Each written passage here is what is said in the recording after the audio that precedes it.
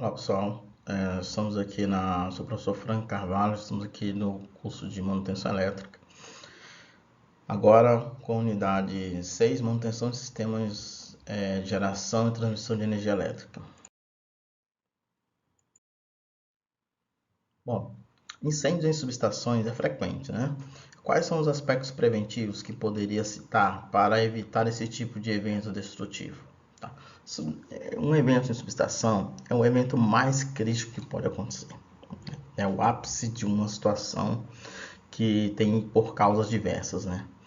E muitas das vezes a manutenção está diretamente envolvida nessas causas. Então, assim, o que poderia ter combinado num incêndio desse, né? Então, que ações a manutenção poderia ter feito em relação a essas subestações, tá? Para poder evitar esse tipo de sinistro, tá? Bom, então manutenção em equipamentos de subestação, né? Subestação de extra alta tensão. Então nós temos aqui, por exemplo, um sistema de 500 kV de transmissão de energia elétrica. Né? A gente tem um sistema supervisório, né? Um sistema SCADA, tá? Obrigatório hoje pelas normas brasileiras, que é um procedimento de rede. Então nós temos aqui o diagrama unifilar, né? Tem aqui a subestação com a configuração de disjuntor e meio, né? A gente chama de configuração de disjuntor e meio porque nós temos 2 disjuntores para cada função. Então você tem aqui, por exemplo, uma linha de transmissão para lá, você tem aqui uma linha de transmissão para o outro lado, e aqui você tem a barra da subestação. Pode dizer que aqui é barra 2 e aqui eu posso dizer que isso aqui é barra 1. Okay? E aqui eu tenho disjuntores, esse quadradinho vermelho, o disjuntor está fechado, disjuntor, disjuntor e disjuntor. Aqui a gente diz que é o disjuntor da seção X, aqui a gente diz que é o disjuntor da seção Y, e aqui o disjuntor da seção Z. Então note que para alimentar essa linha aqui, eu posso alimentar tanto ela pela barra 1, como posso alimentar também pela barra 2 por o disjuntor Y. Então para desligar essa linha, eu tenho que desligar o disjuntor 1, o disjuntor do DX e o disjuntor do DY, para desligar essa linha. Da mesma forma, para ligar essa outra linha aqui, que eu vou chamar de linha 2, eu posso ligar por esse disjuntor DZ aqui, ou posso ligar também ela pela outra barra, pelo disjuntor DY. O disjuntor DY é o disjuntor do módulo geral, que a gente chama, que é o disjuntor que alimenta os dois circuitos, é o nosso disjuntor backup aí, que alimenta os nossos dois circuitos. Quando eu preciso desligar uma linha, eu tenho que desligar 2 disjuntores. Quando eu preciso ligar uma linha, eu ligo o primeiro disjuntor e depois ligo o segundo disjuntor. Eu tenho uma redundância aí no sistema de alimentação das linhas, ok? E aqui eu tenho um reator, né, de linha, que quando vocês estiverem vendo o sistema elétrico potência, vocês vão ter mais familiaridade com esse tipo de sistema. Aí o sistema de configuração de disjuntor e meio, né, com barramento, aí tem reatores, TP, T6, isso aí vai para outro módulo. Bom, disjuntores, né? Nós temos como finalidade os disjuntores, né? Disjuntores é ligar ou desligar um circuito, né? Quando ocasionado pelas proteções e eliminação em caso de falha, né? Então, quando eu tiver um curto-circuito no sistema ou algum problema no sistema, né? A proteção que está visualizando isso manda um disparo de proteção, né? Que vocês vão ver isso com mais detalhes na disciplina de proteção de sistemas elétricos. Ele manda um trip, né, chamado um disparo, e esse disjuntor ele abre, né? O disjuntor ele tem aqui 2 câmeras, né? Uma câmera aqui e outra câmera desse outro lado. São 2 câmeras que tem para extinção de arco elétrico. Esse disjuntor nesse modelo aqui é o disjuntor SF6. E aqui você tem uma arte. Quando essa arte ela vem para baixo, ela puxa esses 2 contatos e abre. Quando a arte vai para cima, um impulso para cima, ela encosta nesses 2 contatos aqui e fecha o disjuntor. Tá? Então o disjuntor serve para isso, para abrir em carga. Isso é muito importante. O disjuntor ele pode ser aberto em carga, como pode ser aberto também para manutenção, sem carga. Tá? Mas ele abre em carga, possui uma alta velocidade de ruptura, ou seja, ele abre com uma velocidade muito elevada. Utiliza gás SF6, que a gente já falou sobre o gás hexafluoreto de enxofre, que é um gás que é isolante, né? Pode ser acionado por EHM remota, unidade de controle, né? Cubículo central, dentre outros. Então essa é a finalidade desse tipo de equipamento, né? Esqueci de falar sobre o disjuntor. O disjuntor, qual tipo de manutenção a gente faz nesses disjuntores, né? A gente já viu anteriormente, a gente faz resistência de contato para ver se o contato do disjuntor está ok, faz resistência de isolamento, né? Faz ensaios funcionais e faz também oscilografia. Oscilografia quer dizer o seguinte, que você vai verificar se os contatos estão fechando dentro de um tempo aceitável. Aí nós temos aqui as chaves seccionadoras, né? A chave seccionadora ela serve, como o nome já fala, para seccionar, né? A gente já viu manutenção de chave seccionadora anteriormente. A finalidade é isolar, né, o sistema que esteja ligado, né? Eliminar a possibilidade da tensão, né? Então, assim, quando você tem um sistema desligado, você precisa isolar fisicamente o sistema, né? Então, por exemplo, você tem aqui, no caso, uma chave seccionadora aqui, e aí você tem um disjuntor aqui, né, e um circuito. Aí você abriu o disjuntor está aberto. E aí a chave seccionadora ainda está com tensão aqui no disjuntor. Então, para isso, você faz uma abertura dessa chave seccionadora aqui. Você faz a abertura dessa chave seccionadora. E essa abertura, ela culmina, na verdade, em abrir e você visualizar essa abertura, isolar o circuito, tá ok? Então, assim, é um equipamento que deve ser aberta, não deve ser aberta com carga, né? Quem deve ser aberta com carga é o disjuntor. Isso é importante a gente sempre frisar. A chave seccionadora não abre com carga, ela não tem contatos aqui, ela não tem contatos projetados para isso, né? E ela pode ser aberta remota, localmente, né? Tá ok? Diante da manutenção é feita manutenção preventiva na chave seccionadora, como inspeção, medição de resistência de contato para saber se ela está bem fechada. Você pode fazer ensaio funcional, discordância de polos e vários outros ensaios que você pode fazer de forma preventiva. Esses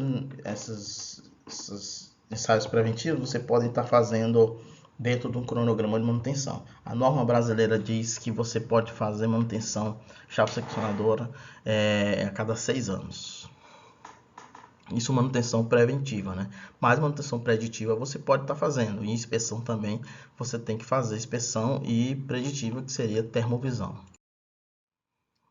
Transformador de potencial, né? O TPC, a gente já viu em aulas anteriores, né? O TPC é um equipamento que é um transformador de potencial capacitivo, né? Então ele tem aí uma associação de um capacitor em série com o TPI, né? Então aqui nós temos aqui o TPI normal, né? O TPI, e aqui nós temos um capacitor em série. Então aqui é o famoso TPC. Ele serve para fazer as medições, né? Para fornecer medições para proteção, controle, né? Medição de tensão, circuito de oplate carre, né? Que para fazer a parte de proteção também, que a gente vai ver quando estiver visualizando a parte de proteção do sistema. Tá? Então, o TPC ele é utilizado em sistemas de extra alta tensão. As manutenções nos TPCs elas são dadas de acordo com o cronograma de manutenção, e elas geralmente você faz tensão de medição dos capacitores, né? Capacitância desses medição e relação de transformação. Você aplica uma tensão aqui no primário e vê se a tensão que está chegando aqui no secundário. Faz também uma resistência de enrolamento, né? Para saber se não tem problema na conexão desse enrolamento aqui, tá? E inspeção. Transformador de corrente, né? Transformador de corrente é na mesma linha do transformador de potencial, só que em vez de reduzir a tensão, ele reduz a corrente, né? É um equipamento que fica trabalhando com circuitado. A gente também já viu o funcionamento aqui do transformador de corrente, né? Então, passa uma corrente aqui, ele desce essa corrente aqui no secundário, ok? Então, as manutenções dos transformadores de corrente por norma brasileira hoje 669, ela é a cada 6 anos, né, juntamente com as funções de transmissão. E aí você desliga o equipamento, isola, faz alguns ensaios como fator de potência, relação de transformação, saturação, polaridade, tá? E de forma preditiva você faz manutenção com termovisão, tá? E inspeção visual, ok? A maioria dos fabricantes não recomendam fazer coleta de óleo no transformador de corrente, porque ele tem um baixo volume de óleo e o equipamento é hermeticamente fechado. Então, só se tiver alguma suspeita de defeito no equipamento. Bom, os para-raios, né? Os para-raios em sistema de extrato tensão, né? Aqui uma imagem do para-raio aqui conectado logo na entrada da linha, né? E aí nós temos aí o para-raio, ele serve exatamente para proteger contra descargas atmosféricas. Então, a descarga atmosférica caiu na linha, por um acaso, se ele cai aqui, por exemplo, no para-raio, né? O para-raio da linha, existe um cabo para-raio de proteção, tipo uma gaiola de Faraday. Mas se por um acaso, na hora de escoar aqui para a Terra, e essa energia aqui o aterramento não suportar a energia desse equipamento, ele vai entrar aqui pelo isolador numa descarga disruptiva. Entrando na descarga disruptiva, ele vem chegar aqui no para-raio, o para-raio tem essa finalidade de escoar para a malha de aterramento e não chegar dentro da subestação. Esse equipamento aqui é uma medição é um miliamperímetro, né? Que ele mede a corrente, né? Do para-raio, tá? Então é o seguinte, o para-raio ele é um semicondutor, tá? Geralmente de óxido de zinco, que em situações normais ele é isolante. Então quando você tem uma descarga disruptiva na linha, ele atua, né? Então ele conduz essa corrente para a Terra e logo depois ele volta ao estado inicial dele. Volta ao estado inicial dele, que é isolante. Só que com o tempo ele vai perdendo essas propriedades, né? Vai perdendo essas propriedades e acaba gerando uma corrente de fuga aqui dentro desse para-raio. E esse medidor serve exatamente para isso, para a gente poder, a manutenção, monitorar esse para-raio, saber qual vai ser a corrente de fuga dele. Aí ele vai aumentando, quando chegar num determinado limite, aqui tem que visualizar no manual do fabricante, e aí você tem que substituir o para-raio, tá? De forma preventiva. Outro ponto que tem aqui muito importante é esse contador de descarga atmosférica. Então, toda vez quando existe uma descarga atmosférica, esse escoamento insere, né, a descarga atmosférica entra nesse conector aqui, sai aqui embaixo, vai para a malha de terra, né, ele vai a contagem. Então, de acordo com as contagens também, você pode ser um dos critérios de manutenção, né, para poder você substituir o para-raio. Banco de reatores shunt, né? Banco de reatores shunt, eles são equipamentos projetados aí para poder ficarem conectados nas linhas de transmissão ou nos barramentos para poder fazer o controle reativo, né? É um equipamento reativo indutivo e ele serve para poder fazer esse controle do reativo. Na linha de transmissão você tem o reativo capacitivo natural da linha, né? Que são vários capacitores ao longo da linha natural, né? E você coloca uma reatância indutiva, né, em paralelo para poder fazer a eliminação dessa reatância capacitiva. Então, isso aqui é um outro módulo que a gente vai visualizar. As manutenções em cima dos reatores, você tem inspeção visual, né? A cada 6 anos você faz essas manutenções preventivas, né? Que é desligar o equipamento, fazer todos os ensaios, fator de potência da bucha, verificar o estado dessa bucha, o isolamento dela, verificar o estado do isolamento interno do equipamento, tá? Esse equipamento, como ele é imerso a óleo, você tem algumas outras manutenções que você pode fazer. De preditivo, o que a gente já viu de óleo? Fazer ensaio cromatográfico e ensaio fisicoquímico. Pela norma brasileira, o ensaio cromatográfico ele deve ser feito a cada 6 meses, né, que é o coleta da seringa, né, e aí manda para o laboratório ver o estudo dos gases. O fisicoquímico, que as condições físicas do óleo é anualmente, tá? A norma brasileira diz que é anualmente para fazer, na 669. E aí, durante esse período, você pode estar fazendo manutenções, inspeções nesses equipamentos, né? inspeções visuais, dentre outros acompanhamentos. Serviços auxiliares, né? Serviços auxiliares são os painéis de baixa tensão. Então, a subestação para funcionar, ela depende de tensão de corrente contínua, geralmente em 125, né, volts, e tensões em alternado, para alimentar retificador, ar-condicionado, iluminação do pátio, motores de acionamento de chave seccionador, motor carregamento de mola, dos juntores, ventilação forçada, né, dos transformadores. Então, são várias situações que você utiliza a corrente alternada. Isso aí pode ser em 220 trifásico, pode ser em 380 trifásico, pode ser em 440, 460, tá?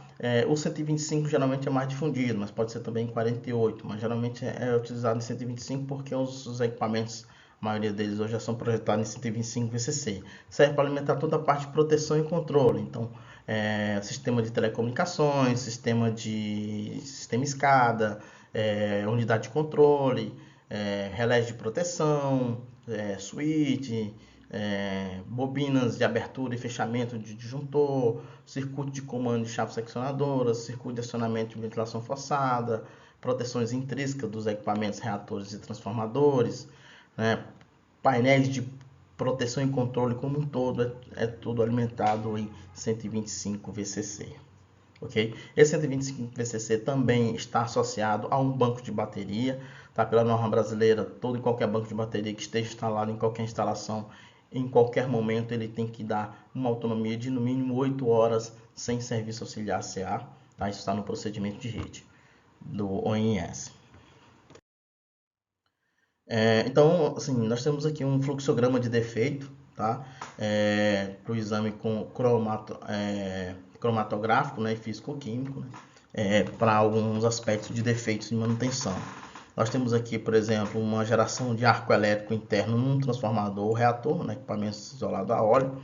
Né? Então, nós temos aqui um ensaio de estanqueidade, um problema de estanqueidade do comutador.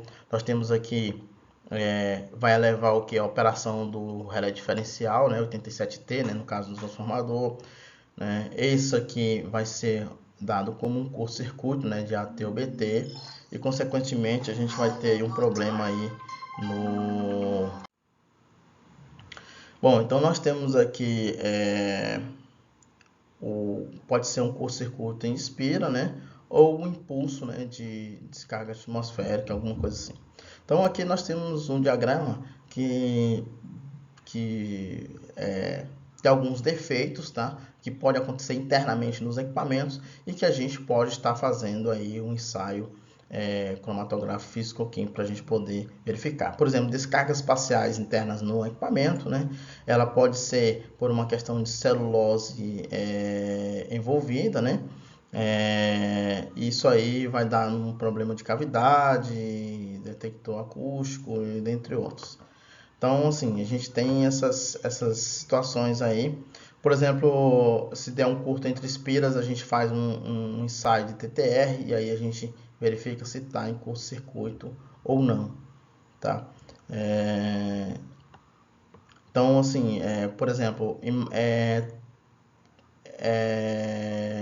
imagem térmica elevada. Imagem térmica elevada, você pode ter um aquecimento do núcleo do equipamento, ou você pode ter um aterramento múltiplo, né, que fica circulando corrente, uma chapa em curto, entre ferro, né? Isso aí você pode estar vendo com um mau contato ou um circuito de corrente.